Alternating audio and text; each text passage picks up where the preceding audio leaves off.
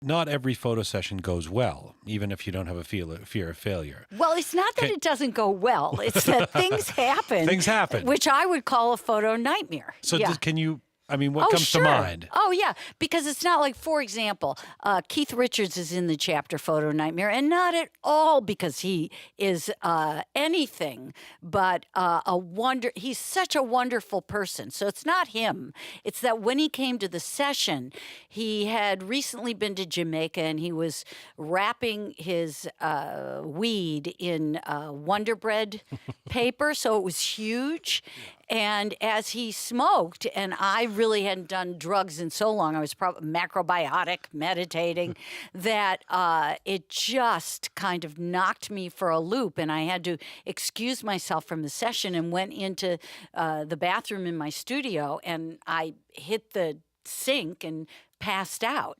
And the nightmare was that everyone who worked for me in my studio left me on the floor because they just wanted to party with Keith. But with Miles Davis, for example. Oh, yeah. He wasn't the easiest guy for you to work with. Well, it's not a matter of easy. It's a matter of when I'm asked, as I have been many times, you know, what was your best moment and what was your worst moment? Right. And it's so clear to me that Miles Davis was both of those. And I tell the story in the book of the various tests that he put me through until I finally got to a point that I really, really hated him. And as I said, I used to meditate and do all of that. So I like to think of myself as a loving person, but I was filled with this fiery hatred.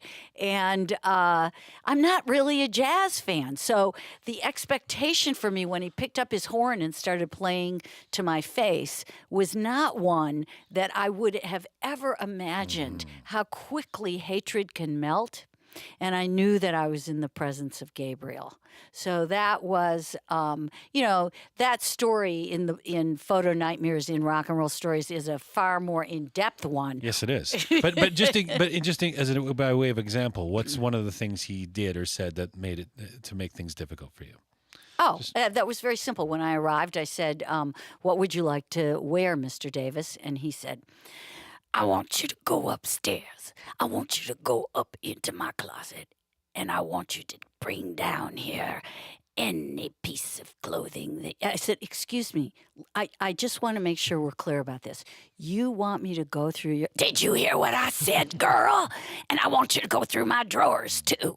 Right. So I do that, and as I'm coming down the stairs with the clothes, he said, "What were you doing in my closet?" Right. It was torture. He was testing me for approximately 7 hours. And, after 6 of which I thought to myself, why am I doing this? Right.